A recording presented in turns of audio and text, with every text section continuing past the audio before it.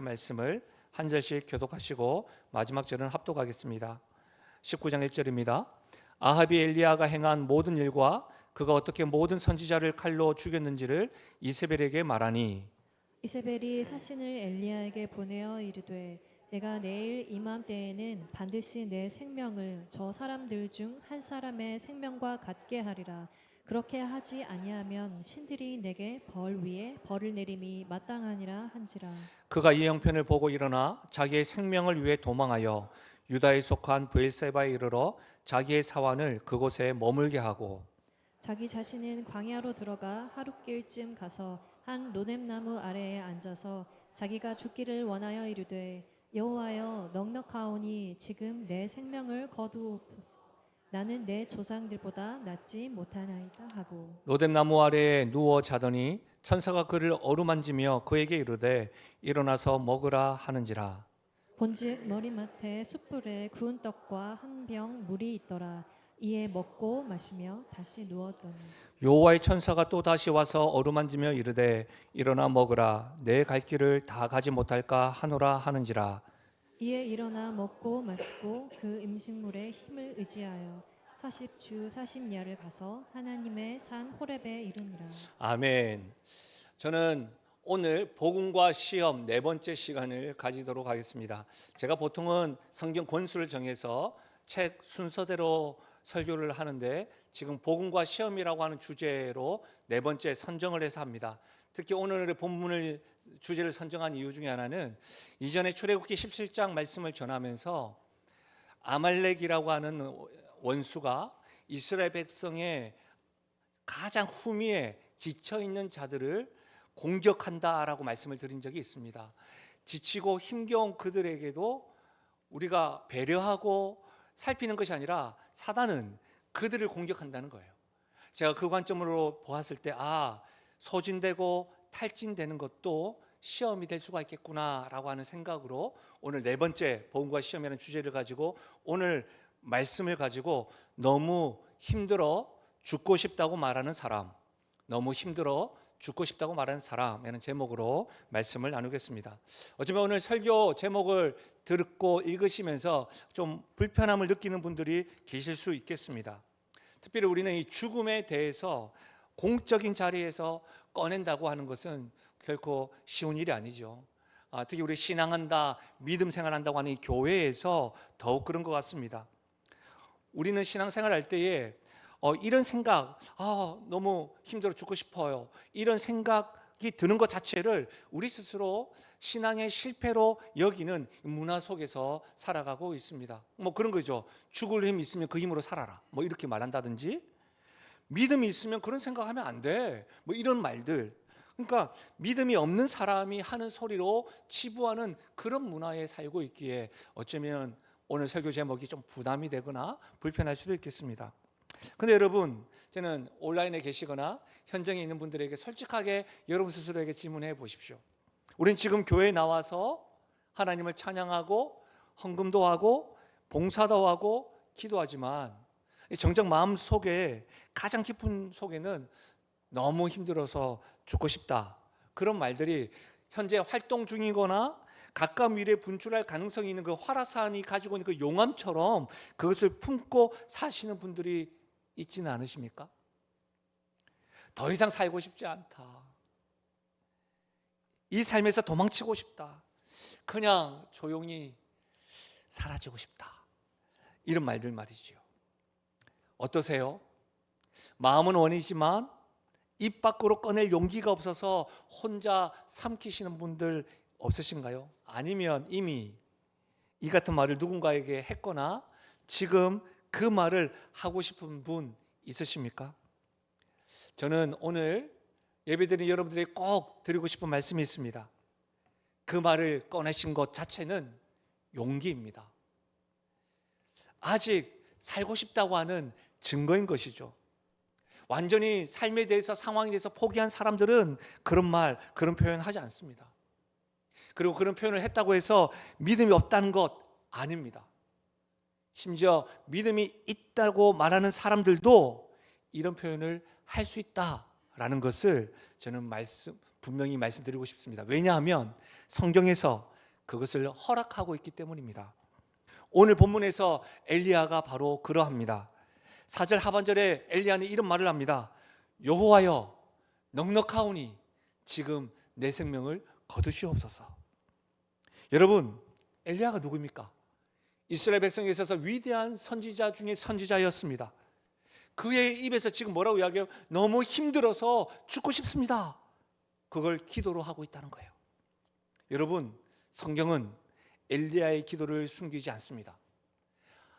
모든 성경이 하나님의 감동으로 된 이 성경이 엘리야의 이 상황 가운데 드렸던 기도를 우리에게 들려주고 있습니다.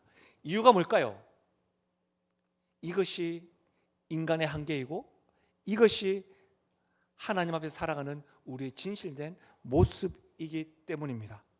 저는 이런 관점에서 오늘 복음과 시험이라고 하는 주제를 가지고 오늘 본문을 통해서 적어도 3가지를 살펴보려고 합니다. 첫째, 죽고 싶다는 말이 실제로 무엇을 의미할까? 이것을 좀 살펴보려고 합니다. 두 번째로는 그 죽고 싶다고 말하는 그 자리에 하나님은 어떻게 오시나? 그렇죠? 어렵지 않죠? 세 번째로는 그 자리에서 우리가 복음과 시험이라는 주제를 보니까 복음은 뭐라고 말하고 있는가? 이와 같은 3가지 질문을 오늘 이 관점으로 말씀을 살펴보면서 하나님이 모든 성도들 각자에게 들려주시는 음성들, 뜻들이 분명히 새겨지기를 주의 이름으로 축복합니다. 먼저는 죽고 싶다는 말이 실제 의미하는 건 뭘까요? 여러분, 엘리야는 지금 마음 깊은 곳, 그 심부에서 부르짖고 있는 거예요. 죽고 싶다. 근데 이 말을 이해하려면 엘리야가 이 말을 하기 전에 어떤 상황이었는지 이해하는 것, 선행하는 것이 먼저인 것 같습니다. 엘리야는 이스라엘 역사에서 가장 대표적으로 위대한 모세와 더불어 큰 선지자, 대선지자 중에 한 사람입니다. 근데 그 사람이 오늘 우리가 19장을 읽었는데 18장에 어떤 일이 있었냐면 갈멜산에서 450명의 바알신과 대적하는데 홀로 있습니다. 그러니까 450대 1로 지금 이 맞짱이 아니죠. 그렇게 싸우고 있는 것이죠. 근데 여러분 어떻게 됐습니까? 450명의 바알 선지자들은 몸을 해하면서 제단에 불을 달라고 하는데 아무 일도 일어나지 않습니다. 엘리야가 기도 한 방에 불이 내려와서 제단을 헐습니다. 그리고 어땠습니까? 아합 왕이 병거를 타고 있는데 엘리야는 병거 앞서서 뛰어갔습니다. 왜?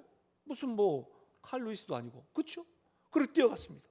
누가 보더라도 엘리야의 강력한 카리스마, 능력을 소유한 사람이 엘리야입니다. 사랑하는 여러분, 갈멜산에서 이와 같은 승리는 단순한 영적인 이벤트가 아닙니다. 그것은 이스라엘 전체를 흔들어 놓는 역사였습니다. 한마디로 말하면 가장 강력하고 위대한 영적인 승리였습니다. 왜요? 450대 1로 싸웠는데 이겼다는 것이죠. 그 450명을 다 처리해버렸어요.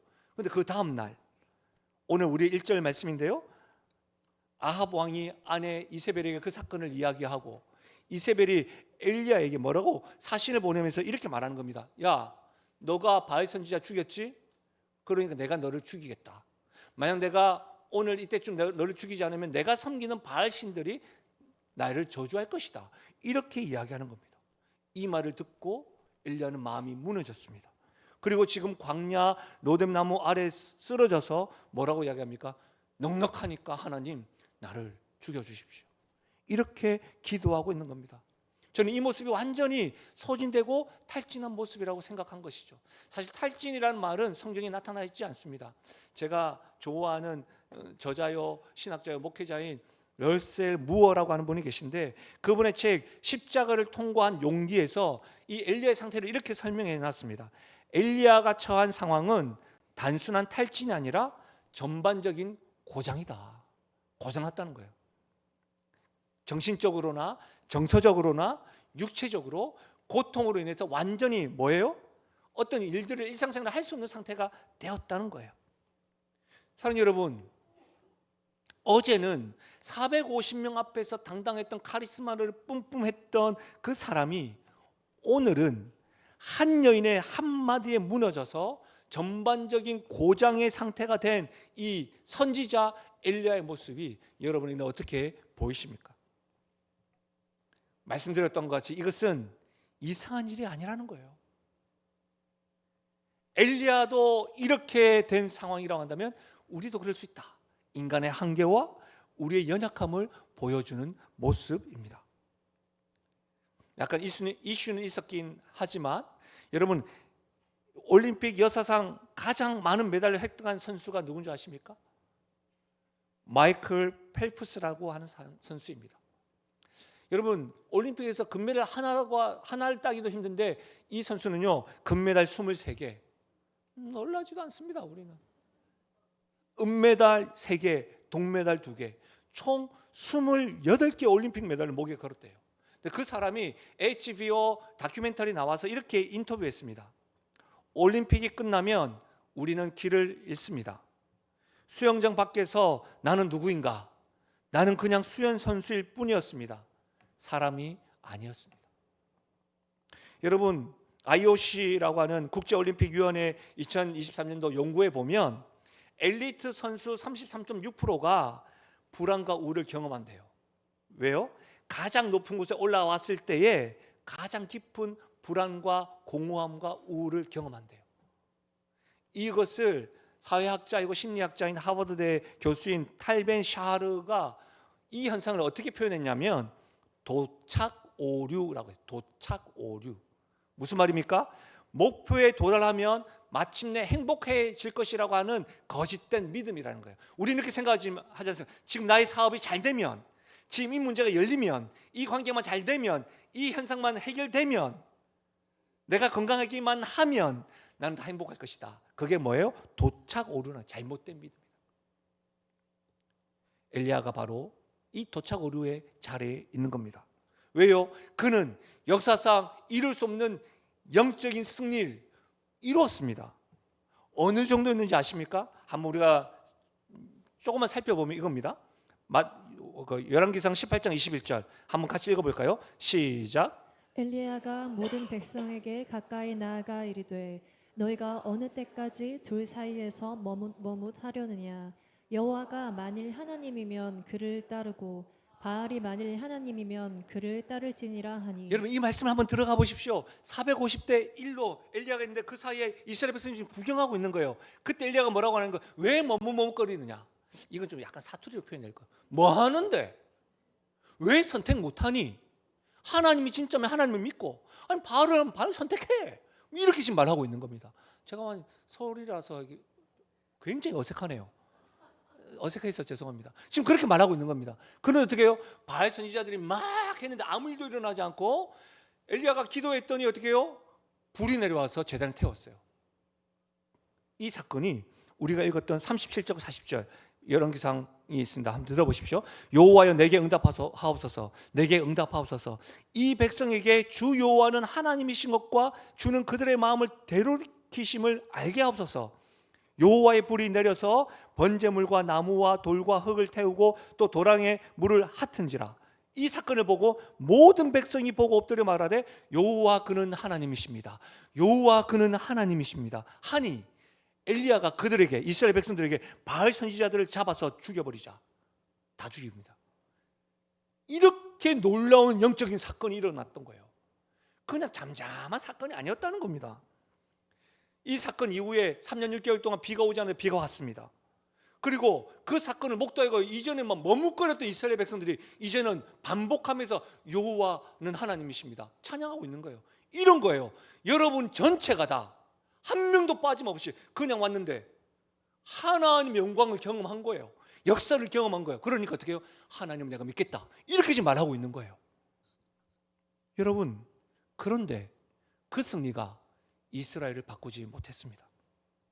아합은 여전히 왕이었고요, 바알을 숭배하는 이스벨은 여전히 건재했습니다. 그러니 이스라엘 백성들 안에서도 여전히 바알 숭배는 계속되어졌습니다. 무슨 말입니까? 이와 같은 위대한 갈멜산 승리가 있었음에도 불구하고 충분하지 않았다는 겁니다. 엘리야가 어떤 생각을 했을까요? 저와 여러분이 그 현장에 있었다고 한다면, 우리가 엘리야였다면 어떤 생각을 했을까요? 적어도 이와 같은 영적 전쟁에 승리했다면 이스라엘에 있었던 우상 숭배는 근절되지 않았을까요? 이렇게 기대하지 않았겠습니까? 이제부터는 적극적으로 아합 왕뿐만 아니라 이스라엘 백성이 여호와는 하나님이시다, 여호와만이 하나님이시다 찬양을 보니까 되돌아오는 거구나, 돌이키겠구나, 이런 생각하지 않았겠냐 이 말입니다. 근데 현실은 정반대였습니다. 이세벨이 이 사건을 듣고 요즘으로 얘기하자면 뭐예요? 체포영장을 발부했습니다. 그리고 너 죽여버리겠다 협박했습니다. 전력을 다해서 헌신했음에도 불구하고 엘리야가 기대했던 것과 결과가 불일치하다 보니까 그 말이 완전히 낙담하게 되고 고장나게 된 겁니다. 내가 기대했던 것들, 내가 그것을 위해서 기대하고 열심히 수고하고 땀 흘리고 나의 모든 에너지를 추구했는데 결과가 전혀 다르게 나온 겁니다. 그러니 지나가다가 말 한마디 때문에 이렇게 고장이 나는 것입니다. 엘리야의 지금의 상태는 자신의 기대가 무너진 상태인 겁니다. 지금의 상태는 그 기대와 결과가 불일치했기 때문에 마음이 방전된 겁니다. 몸과 에너지도 방전되어져서 소진과 탈진으로 가장 깊고 어둠으로 그 영적이었던 어제는 영적이었는데 오늘 하루 만에 전환된 상태입니다. 여러분, 그런데 본문에서 보면 더 주목할 것이 4절입니다. 여호와여 넉넉하오니 지금 내 생명을 거두시옵소서라고 이야기했는데 그러고 끝나지 않냐고 뭐라고 이야기합니까? 4절에 보시면 나는 내 조상들보다 낫지 못합니다. 이 말은 자기 비하처럼 들리지만 자기 비하가 아니라요, 엘리야의 정체성이 붕괴된 겁니다. 선지자로서 붕괴된 겁니다. 저에게 이야기가 목사로서 붕괴된 거예요. 아빠로서 붕괴된 거예요. 엄마로서 붕괴된 거예요. 아빠의 역할, 엄마의 역할, 아내의 역할, 목사의 역할, 어떤 직장에서의 그 역할들이 붕괴된 거예요. 분명히 자기가 계획하고 기대하고 수고하고 자기는 최선을 다해서 섬겼는데 그러면 적어도 이런 변화가 일어나야 될 것인데 그런 결과가 일어나지 않으니 자신의 존재 자체도 무너진 것입니다. 사랑하는 여러분, 여기에서 우리가 알 수 있는 것이 무엇입니까? 죽고 싶다고 말한 것은 실제로 죽음을 원하는 것이 아니라 대부분은 지금 이 방식으로는 더 이상 살고 싶지 않다는 말입니다. 이 고통이 끝나기를 원한다는 말입니다. 지금 겪고 있는 상실감과 공허함과 무의미함과 고립감으로부터 탈출하고 싶어요 라고 하는 말입니다. 명심하십시오.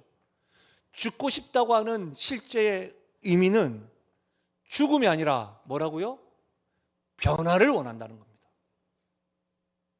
여러분 가정에서 누군가가 죽고 싶다고 이야기합니까? 힘들어서 이 가정이 변했으면 좋겠다는 말입니다. 어떤 관계에서 죽고 싶다고 말하는 것은 이 관계가 좀 변했으면 좋겠다는 말입니다. 이 상황에서 탈출하고 싶다고 하는 말입니다. 사랑하는 여러분, 그런데 그 변화가 어떻게 가능할지는 모를 때 죽음이 유일한 출구처럼 느껴지니까 여호와의 넉넉하오니 내 생명을 가져가 주십시오라고 이야기하는 겁니다. 엘리야도 마찬가지입니다. 내 생명을 거두소서라는 것은 죽겠다고 하는 말이 아닙니다.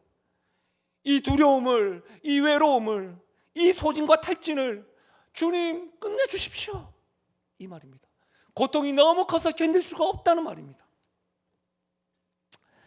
여러분, 오늘 성경을 가만히 보시면 성경은 엘리야의 소진과 탈진의 모습, 선지자가 그럴 수 있느냐? 죄라고 부르지 않습니다. 하나님은 로뎀나무 아래에 쓰러져 있는 엘리야에게 야, 너 어떻게 해서 이 지경이 됐냐? 김 목사, 너 왜 어떻게 해서 이렇게 됐어? 직분자가 어떻게 이러냐? 너의 믿음 어디 있느냐? 선지자가 왜 그 모양이야? 꾸짖지 않으셨습니다. 책망하지도 않으셨습니다. 다시 말하면 소진과 탈진, 번아웃은 죄가 아닙니다. 피조물로서 인간이 기대를 할 수가 있는 것이고 기대가 되지 않고 그 결과 불일치되어져서 인간의 한계, 연약함을 표현하는 것입니다. 그런데 사랑하는 여러분, 이사야 40장 28절 한번 읽어볼까요? 이사야 40장 28절입니다. 같이 읽겠습니다. 시작. 너는 알지 못하였느냐 듣지 못하였느냐 영원하신 하나님 여호와 땅끝까지 창조하신 이는 피곤하지 않으시며 곤비하지 않으시며 명철이 한이 없으시며. 사랑하는 여러분, 반드시 아셨으면 좋겠습니다. 반드시 여러분 귓가에 심령에 들려주시길 원합니다. 피곤치 아니하시고 지칠 줄 모르시는 분은 오직 영원하신 우리 하나님밖에 없음을 믿으시길 바랍니다. 우리는 피곤할 수 있습니다. 그러나 여러분 탈진을 숨기지 마십시오. 숨긴 탈진은 치유받을 수 없습니다. 엘리야는 그 상태에서도 하나님께 죽고 싶습니다라고 기도했습니다. 그 마음을 아합이나 이세벨에게 가져가지 않았다는 겁니다. 하나님께 가져갔습니다. 어떤 하나님이요? 피곤치 아니하시고 지치지 아니하시는 하나님. 그분께 우리도 그 지친 마음을 가져갈 수 있기를 주님의 이름으로 부탁드립니다.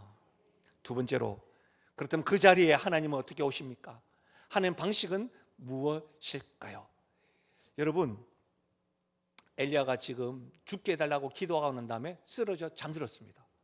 그리고 하나님 오십니다. 여러분 5절인데요. 같이 한번 읽어볼까요? 5절 같이 읽겠습니다. 시작. 로뎀나무 아래에 누워 자더니 천사가 그를 어루만지며 그에게 이르되 일어나 먹으라 하는지라.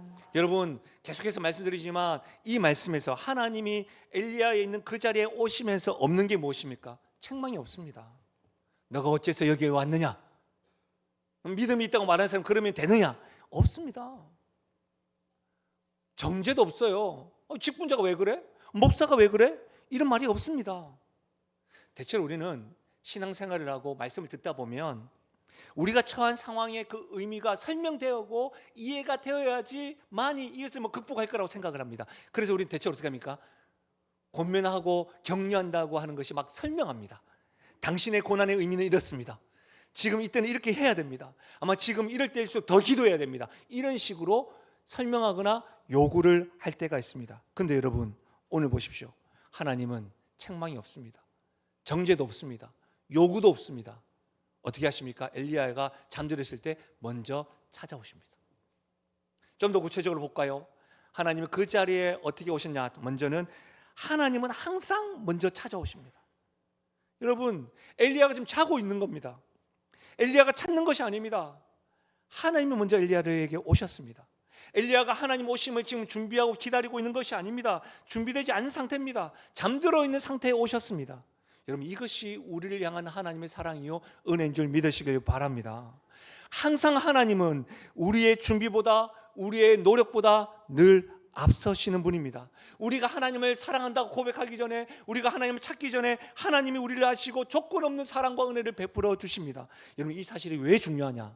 우리가 구원을 이야기할 때도 그러한 겁니다. 나의 행함이 아니요 조건이 아니라 하나님이 먼저 나를 딱 찍으시고 내가 너 사랑한다. 너는 내 아들이다. 너는 내 딸이다. 은혜를 베풀어 주신 그거라는 거예요. 두 번째로 하나님 어떻게 오십니까? 하나님은 먼저 어루만지십니다. 여러분 설명이 아닙니다. 만져주십니다. 지쳐있고 너무 힘들어 죽겠다고 말하는 엘리야에게 이렇게 만지면서 내가 너와 함께 하고 있어. 그걸 확증하고 있는 겁니다. 목회자라고 하는 직임으로 저는 기쁜 사람들보다는 힘겹고 어려운 사람들 그런 이슈들을 많이 듣게 됩니다. 실제로 너무 힘들어서 죽고 싶다고 말하는 분들이 참 많습니다. 그런 분들을 만나면 또 찾아오시면 어떻게 권면해야 될까? 사실은 제가 쉽게 말하는 것 같지만 굉장히 많이 만나기 전에 기도도 하고 고민도 많이 합니다. 특히 병원에 갈 때나 장례식장에 갈 때는 더욱 그러합니다. 아무리 제가 죽음을 경험했다 할지라도 우리 가정에 그런 일들을 경험했다 할지라도 그것을 함부로 말하기가 쉽지 않습니다. 때때로 신방과 상담을 요청도 하지 못한 채 힘겨워하는 분들을 찾아갈 때가 있는데 그때도 그러합니다. 여러분 그럴 때는요 신학적인 해석이나 설명이 아닙니다. 그냥 그렇게 힘겨워하는 분들에게는요 너는 혼자가 아니야. 함께 하거나 아무 말 하지 않더라도 그냥 가서 안아주거나 손잡고 이렇게 그냥 눈 마주쳐주고 그냥 지쳐 있으면 좀 거리를 두고 이렇게 묵묵하게 아무 말 하지 않고 따라가는 것. 지금 그런 모습을 하나님께서 엘리야에게 어루만지고 있는 모습인 겁니다. 사랑하는 여러분, 하나님은 지금 엘리야에게 그렇게 다가가는 겁니다. 엘리야에게만 그런 것이 아니라 지금도 그 손으로 우리 삶에 터치하시면서 여러분 각자의 삶 가운데 넌 혼자가 아니야. 내가 너희와 함께한다 라고 계속해서 말씀해 주시고 터치하시는 그것을 여러분이 깨닫고 경험할 수 있기를 바랍니다. 하나님은 또 어떻게 다가오십니까? 먼저 우리의 몸을 돌보아 주십니다. 힘겨워하는 사람에게 사명을 이야기하거나 교훈을 이야기하지 않고 먼저 뭐예요? 음식을 주십니다. 숯불에 구운 떡과 물이었습니다. 하나님은 엘리야의 영혼을 회복시키기 위하여 어떻게 합니까? 우리의 물질을 사용하게 하시고 우리의 일상적인 것들로 인하여 그들을 회복시킨다는 사실입니다. 여러분, 어떤 사람들은 육체를 돌보는 것을 세속적이라고 이야기하는데 영과 육을 분리하는 것은 잘못된 겁니다. 왜요? 하나님은 사람을 전인적인 존재로 창조하셨기 때문입니다. 여러분, 제가 우리 교육자들 만나보면 아마 격려도 많이 합니다. 아, 잘한다, 좋다. 그리고 저 딴에는 그래도 최선을 다해서 하는데 늘 부족하죠. 근데 한 번씩 이제 우리 남자 교육자를 있지 않습니까? 조은찬, 김호준, 송창성 다 불러가지고 수고한다, 애썼다 하고 밥 먹으러 가자 합니다. 근데 저는 뭘 좋아하냐면 좀 약간 크게 많이 먹지도 않고 또 샐러드 좋아하고 그래 내가 샐러드 좋고 또 이게 브런치도 좋아하니까 막 가져가면 우선 표정이 그렇게 썩 좋지 않습니다. 담임 목사님 가자고 하니까 가긴 하는데 표정이 썩 좋진 않아요. 근데 저랑 그렇게 배불리 먹고 저는 배부른데 갔다 와서 또 자기끼리 또 뭘 먹으러 가요. 그럴 때마다 이상한 거죠. 그래서 제가 뭐 하는지 아십니까? 다음에는 고기 먹으러 가자니까 그런 표정이 없어요. 그런 표정이 없어요. 표정이. 뭡니까 여러분? 격려도 중요하고 뒤에서 기도도 중요하지만 하나님처럼 어떻게 해요?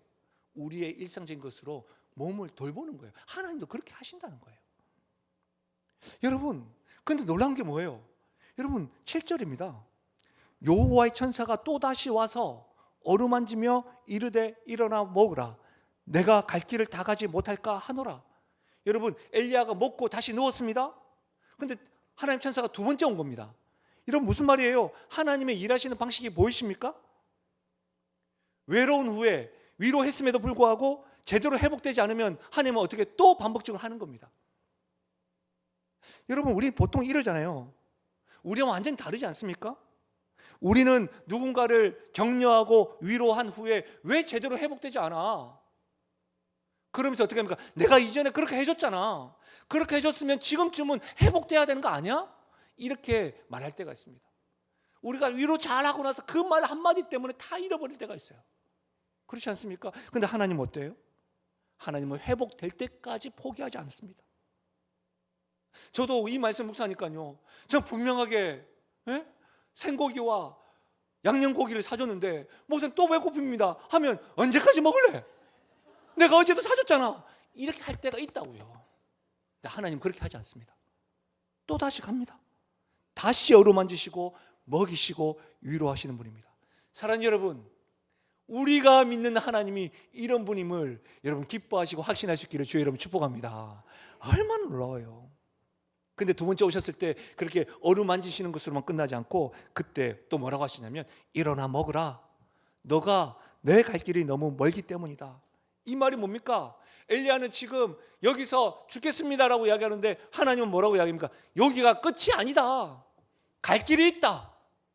끝인 줄 알지. 힘드니까 죽을 것 같으니까. 아니야. 갈 길이 있어. 호렙산으로 가야 한다. 이 말이에요.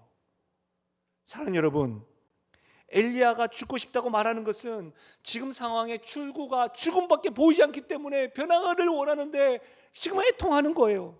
근데 지금 하나님 뭐라고 하십니까? 먼저 찾아오시고 먼저 어루만져 주시고 먼저 먹여주시면서 한 번으로 끝나지 않고 반복적으로 해주시면서 너 끝이 아니야. 너의 삶의 이야기는 여기서 끝나는 것이 아니라 또 길이 있다. 새로운 길이 있다. 여러분, 이 음성이 오늘 이 시간 들리시기를 주의 여러분 축복합니다. 세 번째로 그 자리에, 탈진한 자리에, 그렇다면 복음은 우리에게 뭐라고 말합니까? 저는 말씀을 준비하면서 왜 하나님은 소진되고 탈진한 엘리야를 정죄하지 않으실까? 엘리야밖에 선지자가 없나? 제 입장에 이런 거죠. 교회가 영신교회밖에 없나? 김상호 목사밖에 없나? 교회 목회자들 많거든요. 왜 버리지 않으실까? 그 이유가 신약 성경에 나타나 있습니다. 바로 예수님입니다. 예수님은 하나님의 아들로 이 땅에 오셨습니다. 여러분, 그분이 이 땅에 오실 때는 화려하고 높은 곳으로 오신 것이 아니라 누추하고 낮은 곳에 오셨습니다. 가난한 목수의 아들로 오셨습니다. 죄인들과 함께 병든 자들과 귀신 들린 자들과 버림받은 자들과 늘 함께 하셨습니다. 그 주님이 그들과 함께 하시면서 겟세마네 동산에서 이렇게 기도하십니다. 완전하신 하나님이시요 완전하신 인간이신 예수님이 땀방울이 핏방울이 될 정도로 간절히 기도한 내용이 어떠하냐면, 내 아버지여, 만일 할만하시거든 이 잔을 내게서 지나가게 하시옵소입니다. 이 기도는 엘리야가 여호와 하나님, 넉넉하오니 내 생명을 거두어 가십시오, 같은 기도입니다. 다시 말하면 예수님도 소진되고 탈진한 자리에서 너무 힘들어 죽고 싶을 정도로 이 길밖에 없는 겁니까 하나님이라고 기도했다는 겁니다. 그리고 그 길, 죽음의 길, 십자가에서 예수님이 외쳤던 게 무엇입니까? 나의 하나님, 나의 하나님, 어찌하여 나를 버리셨습니까? 이것은 엘리야보다 더 깊은 절망이었습니다. 왜요? 하나님께 버림받은 자리가 십자가였습니다. 역사상 인간이 경험할 수 있는 가장 깊고 깊은 어둠의 자리가 십자가, 그 길이었습니다. 사랑하는 여러분, 왜 예수님이 그 자리에 가셨습니까? 그 자리는 우리가 마땅히 서야 할 자리였습니다. 다시 말하면 그 자리는 너무 힘들어 죽고 싶다고 하는 우리의 자리였습니다. 그 자리는 하나님이 없는 것 같은 우리의 자리였습니다. 그 자리는 버림받은 것 같아, 아무도 내 곁에 없는 것 같아, 외롭고 고독한 그런 죽음만이 해결될 수밖에 없는 그 자리였습니다.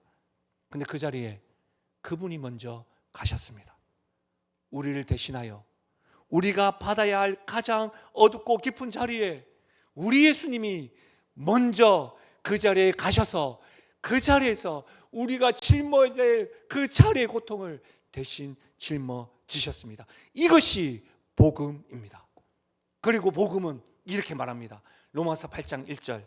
그러므로 이제 그리스도 예수 안에 있는 자에게는 결코 정죄함이 없나니. 어떤 자에게요? 그리스도 예수 안에 있는 자에게는, 그리스도 예수 안에 있어서 죽을 만큼 힘들어서 낙담되어지고 쓰러져 있는 자에게는 결코 정죄가 없습니다. 죽고 싶다고 말하는 자라 할지라도 그리스도 예수 안에 있는 자에게는 비방이 없습니다. 정죄가 없다는 겁니다. 왜요? 우리가 받아야 될 정죄를 예수님이 십자가에서 이미 다 받으셨기 때문입니다. 사랑하는 여러분, 복음은 십자가로 끝나지 않습니다. 사흘 후에 예수님이 부활하셨습니다. 모든 것이 끝났다고 생각되어지는 그 죽음의 무덤이 다시 살아난 것입니다. 여러분, 부활은 단순히 예수님이 살아나셨다, 그게 아닙니다. 무엇입니까? 부활은 끝난 자리에서 새로운 시작을 이야기하는 겁니다.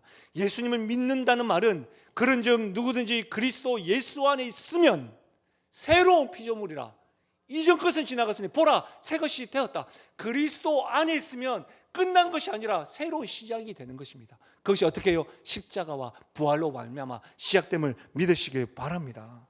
그러니까 부활은 뭐예요? 끝이 아니라 시작의 출발점의 복음의 선언인 것입니다. 사랑하는 여러분, 지금 여러분이 경험하고 있는 소진과 탈진의 자리, 쓰러짐의 자리, 너무 힘들어서 죽고 싶다고 말하는 그 자리가 하나님에게는 끝이 아니라 시작이라고 말씀하고 있는 겁니다. 거기 그 자리에 죽으신 분이 아니라 부활하신 예수님이 먼저 우리에게 오십니다. 바로 그 자리에 살아계신 예수님이 우리에게 오셔서 너는 혼자가 아니야, 어루만져 주십니다. 바로 그 자리에 살아계시고 우리와 함께 하시는 예수님이 우리를 먹이시고 우리 몸을 돌보시면서 뭐라고 하십니까? 이제 일어나라, 끝이 아니다. 너는 지금 죽을 만큼 힘들어서 여기가 끝이라고 생각하지, 아니야, 너는 갈 길이 있다. 호렙산이 있다. 지금 부활하신 예수님이, 복음이 되시는 예수님이 소진되고 탈진하고 있는 우리들에게 지금 말을 걸고 복음이 선언하고 있는 것입니다. 여러분, 제가 엘리야를 묵상하고 있는데 너무 정확하게 평행을 이루는 말씀이 신약에 기록되어져 있습니다. 바로 요한복음 21장인데요. 우리는 요한복음도 말씀을 배웠고 최근에 베드로의 인생에 대해서 배웠으니까 한번 떠올려 보십시오. 베드로가 어떤 사람입니까? 예수님을 3번 부인했습니다. 그는 처음에 예수님에게 부름을 받았을 때 살아남는 어부가 될 것이라고 했는데 예수님을 저주하면서 부인했습니다. 부활하신 예수님을 만났습니다. 만나고 난 다음에 회복된 것이 아니라 너무 부끄러운 나머지 다시 고기 잡으러 고향으로 갔습니다. 그 자리에 원점으로 돌아간 모습, 이전으로의 삶으로 후퇴하는 삶의 모습이 곧 엘리야와 같은 탈진한 모습인 겁니다. 근데 여러분 기억하십니까? 그 자리에 누가 오셨습니까? 부활하신 예수님이 베드로를 찾아오셨습니다. 그곳에서 어떻게 해요? 지금과 같이 숯불을 피워서 아침 조반을 준비하며 먹이셨습니다. 그리고 회복시키십니다. 그 자리에 정죄가 있던가요? 아닙니다. 내가 널 사랑해. 내가 너 사랑해. 내가 너 사랑해. 사랑의 메시지가 있었습니다. 그리고 그걸로 끝났습니까? 내 양을 먹이라. 새로운 사명을 주셨습니다.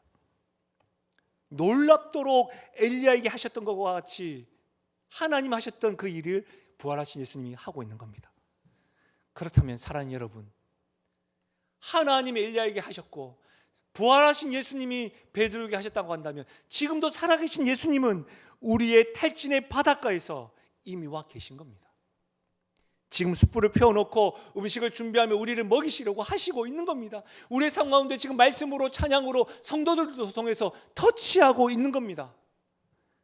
우리가 해야 될 일은 뭡니까? 그 자리에 가기만 하면 됩니다. 다른 거 없습니다. 그뿐인 것이죠.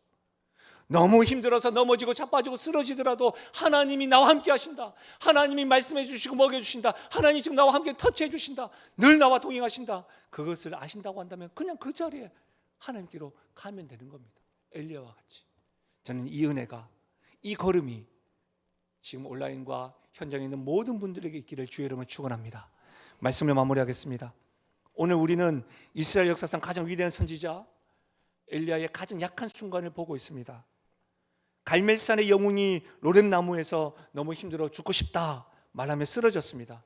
그리고 그 소진의 자리, 탈진의 자리에 하나님이 오셨다는 것을 보고 말씀을 들었습니다. 제가 이전에 상담한 이야기인데요, 제가 아는 한 어머니가 어느 날 중학생 딸아이에게 이런 말을 들었답니다. 엄마, 나 사실 죽고 싶어. 그 중학생 딸아이가 그 말을 하니까 그 엄마가 얼굴이 하얗게 된 거예요. 안 그렇겠습니까? 그렇죠? 그러면서 본능적으로 뭐라고 했냐면, 야, 그런 소리 하지 마. 그런 생각은 하면 안 돼. 놀라면서 그렇게 했답니다. 딸아이는 다시 그 말을 하지 않았답니다. 근데 문제가 뭔지 아세요? 그 딸아이는 그 순간 힘을 다해 용기를 모아서 엄마에게 말한 거예요. 엄마, 나 얼마나 힘든 줄 알아? 내 말 좀 들어줘. 이 말이었던 거예요. 근데 엄마가 그 신호를 막아버린 거죠. 그때에 딸아이는 혼자 그 고통을 안고 살았습니다. 이 이야기를 제가 언제 들었냐고요? 청년이 되어져서, 목사님, 제가 중학교 때 어머니한테 이런 일을 해서 청년 이때까지 혼자 그 고통을 가지고 그걸 저한테 이야기합니다. 사랑하는 여러분, 누군가가 죽고 싶다 말을 했을 때 가장 중요한 것은 그 말을 막는 것이 아닙니다. 들어주는 겁니다. 그 말 뒤에 고통을 알아주는 겁니다. 그렇구나, 얼마나 힘들었니? 엘리야에게 하신 일이 바로 하나님이 이것을 하신 겁니다. 올해 초에 전도팀과 함께 우리가 돕는 동력교회 국내 교회를 다녀온 적이 있습니다. 우리 이렇게 예배를 드리고 있지만 방문했던 교회들마다 새벽에 아무도 없는 성도들, 홀로 교회를 지키는 목회자들을 만나고 참 마음이 아팠습니다. 그 가운데 지탄 사랑의 교회를 방문했었는데 교회의 건물은 뭐 다른 교회보다 좀 좋아 보였습니다. 근데 안에는 삭막함이 있었습니다. 목사님과 사모님을 만났는데 한마디로 무력함 그 자체였습니다. 제가 다른 교회를 방문했을 때는 꼭 그렇지 않았는데요, 그 교회를 방문했을 때는 저도 모르게 울었습니다.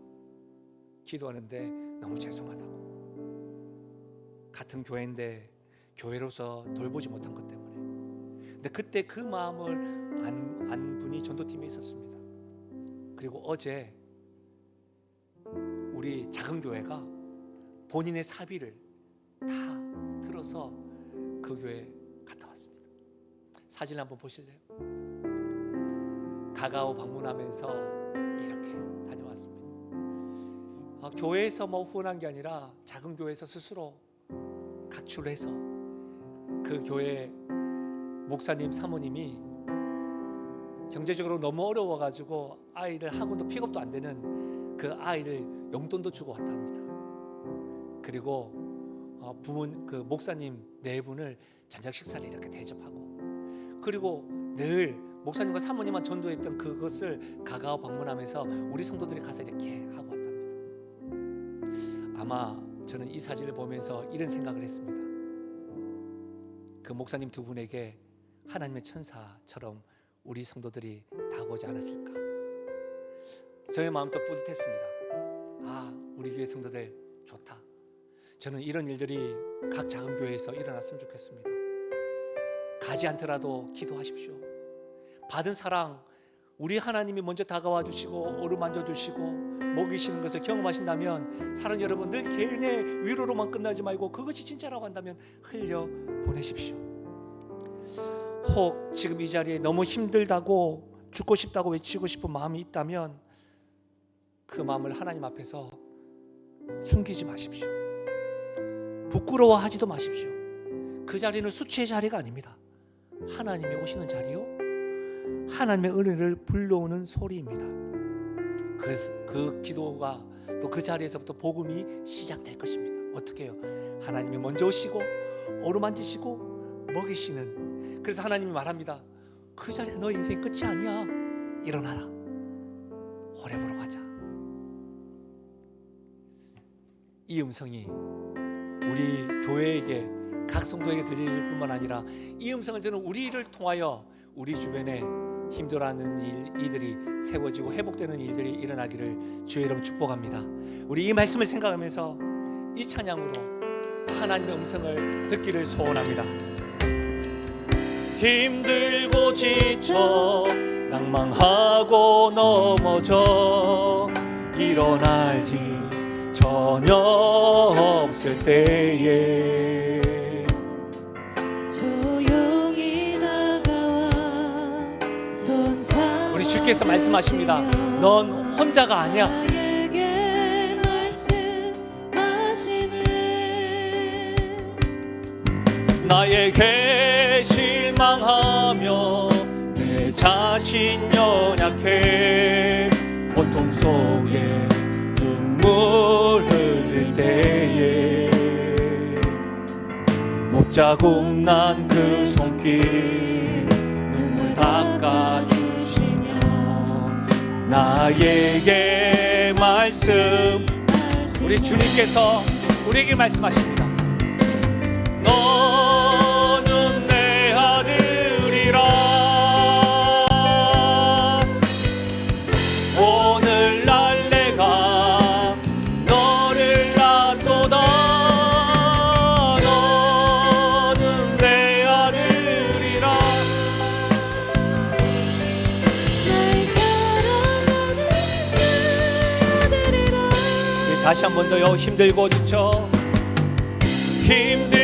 지쳐 낭망하고 넘어져 일어날 힘 전혀 없을 때에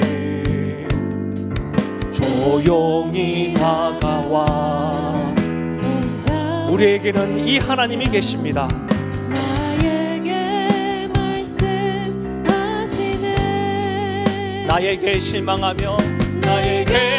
실망하며 나 자신 연약해 고통 속에 눈물 흘릴 때에 그리스도 예수 안에 있는 자에게는 결코 정죄함이 없습니다. 오늘 이 시간에 이 음성을 들으십시오. 너는 내 아들이라, 내 딸이라. 너는 내 아들이라. 오늘날 내가 너를 낳도다. 너는 내 아들이라. 나의 사랑하는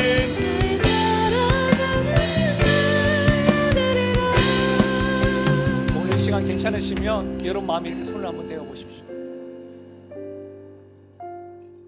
호렙산에 가서 엘리야는 이전과는 다른 하나님을 만납니다. 세미한 음성으로 하나님을 경험합니다. 그리고 그 이후에 엘리사를 세우고요, 그 위에 죽음을 보지 아니하고 불병거를 타고 하늘나라로 갑니다. 그리고 어떻게 합니까?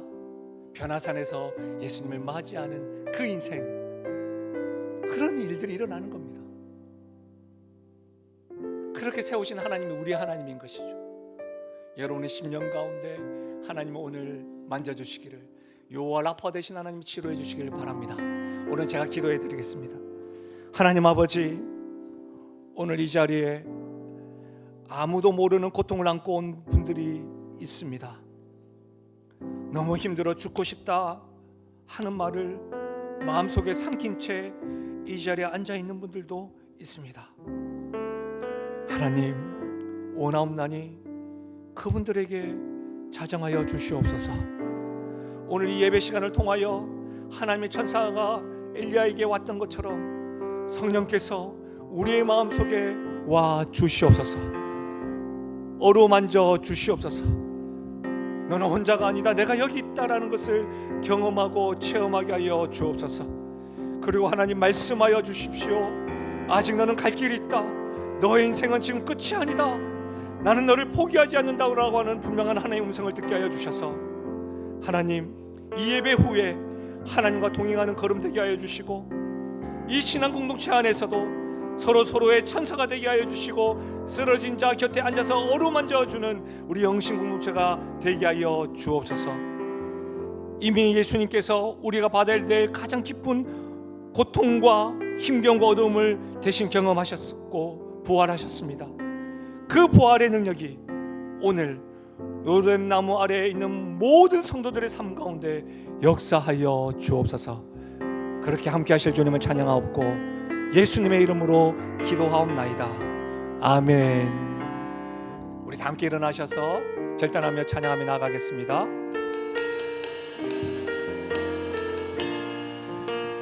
나의 평생에 가장 복된 일은 내가 예수님을 만난 것이라. 나의 평생에 가장 잘한 일은 내가 예수님을 주로 섬긴 것이라. 이 세상 살 동안 이 세상 살 동안 내가 걷는 길이 때론 험하여서 넘어질 때도 주의 강한 손이 나를 붙드시니 나는 예수님만 주로 섬기며 살리. 아멘. 나는 주를 섬기는 것에 후회가 없습니다. 내가 걸어온 모든 시간 다 주의 은혜니, 내가 걸어갈 모든 날도 주만 섬기며 살리. 오직 예수 이름 부르며 살아가리라. 이것이 나의 간증이요, 이것이 나의 찬송의 새. 나 사는 동안 끊임없이 그들을 찬송하리로다. 나 사는 동안 끊임없이 그들을 찬송하리로다.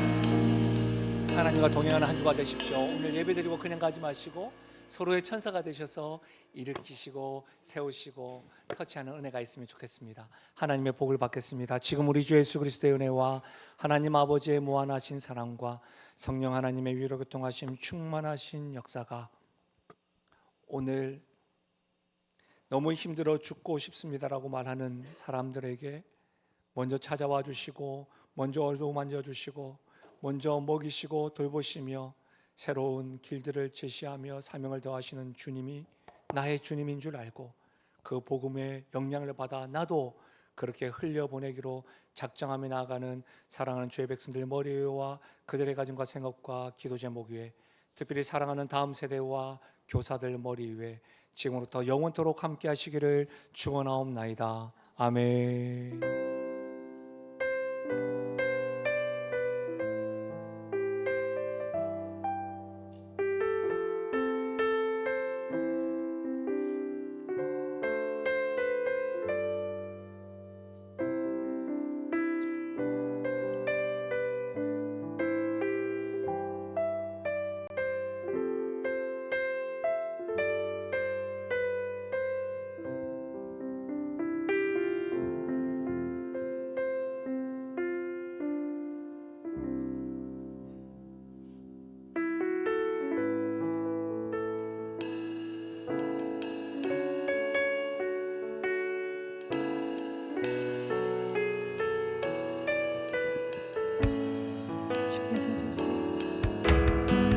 주께서 주신 모든 시간 헛된 것 없네. 그 어느 것도 주의 뜻 알기 어려워도 이유 있음을 알기 원해 나의 모든 걸음이 주님 안에 있기에 나의 모든 걸음이 주님 안에 있기에 주의 이야기를 내 안의 한계를 넘어 이루시는 주 주의 은혜 내 삶을 이끄시네 인생의 전과 끝을 주관하시니